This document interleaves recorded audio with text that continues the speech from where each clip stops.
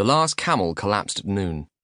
It was the 5-year-old white bull he had bought in Gallo, the youngest and strongest of the three beasts and the least ill-tempered.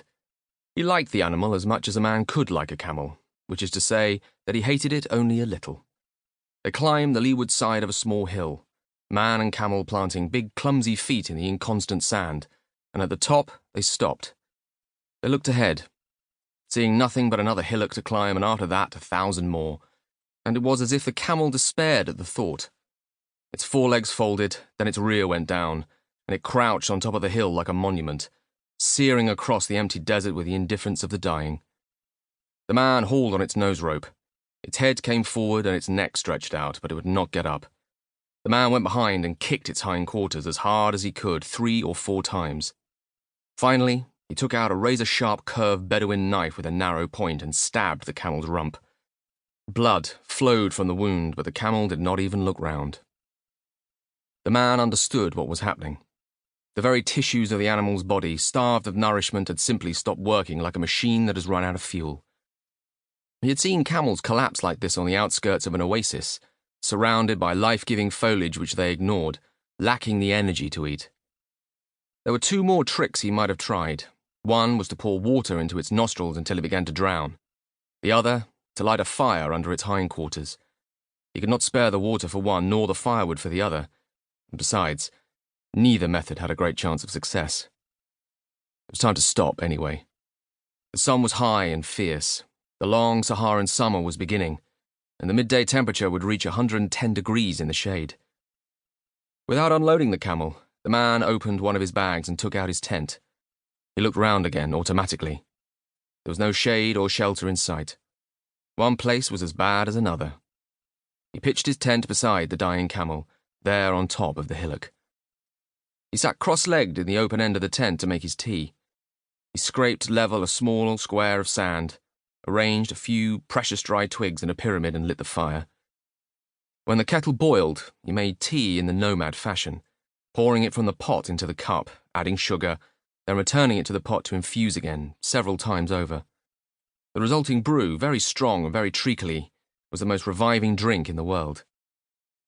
He gnawed at some dates and watched the camel die whilst he waited for the sun to pass overhead. His tranquility was practiced. Come a long way in this desert, more than 1,000 miles. 2 months earlier, he had left El Aguila on the Mediterranean coast of Libya and travelled due south for 500 miles via Jallo and Kufra into the empty heart of the Sahara. There he had turned east and crossed the border into Egypt unobserved by man or beast. He had traversed the rocky wasteland of the western desert and turned north near Khareg. Now he was not far from his destination. He knew the desert, but he was afraid of it. All intelligent men were, even the nomads who lived all their lives here. But he never allowed that fear to take hold of him, to panic him, to use up his nervous energy. There were always catastrophes, mistakes in navigation that made you miss a well by a couple of miles, water bottles that leaked or burst. Apparently, healthy camels that got sick a couple of days out. The only response was to say, Insha'Allah, it is the will of God. Eventually, the sun began to dip towards the west. He looked at the camel's load, wondering how much of it he could carry. There were 3 small European suitcases, 2 heavy and 1 light, all important. There was a little bag of clothes, a sextant, the maps and the water bottle. It was already too much. He would have to abandon the tent, the tea set, the cooking pot, the almanac and the saddle. He made the 3 cases into a bundle and tied the clothes and the sextant on top, strapping the lot together with a length of cloth. He could put his arms through the cloth straps and carried the load like a rucksack on his back. He slung the goatskin water bag round his neck and let it dangle in front. It was a heavy load. 3 months earlier, he would have been able to carry it all day, then play tennis in the evening. For he was a strong man. But the desert had weakened him. His bowels were water. His skin was a mass of sores, and he had lost 20 or 30 pounds. Without the camel, he could not go far. Holding his compass in his hand, he started walking. He followed the compass wherever it led, resisting the temptation to divert round the hills, for he was navigating by dead reckoning over the final miles, and a fractional error could take him a fatal few hundred yards astray. He settled into a slow, long-strided walk. His mind emptied of hopes and fears, and he concentrated on the compass and the sand. He managed to forget the pain of his ravaged body and put one foot in front of the other automatically, without thought and therefore without effort. The day cooled into evening.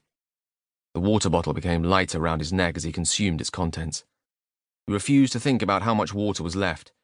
He was drinking 6 pints every 24 hours. He had calculated, and he knew there was not enough for another day.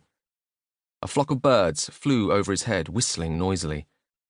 He looked up, shading his eyes with his hand, and recognized them as Liechtenstein sandgrouse, desert birds like brown pigeons that flocked to water every morning and evening. They were heading the same way as he was, which meant he was on the right track, but he knew they could fly 50 miles to water, so he could take little encouragement from them.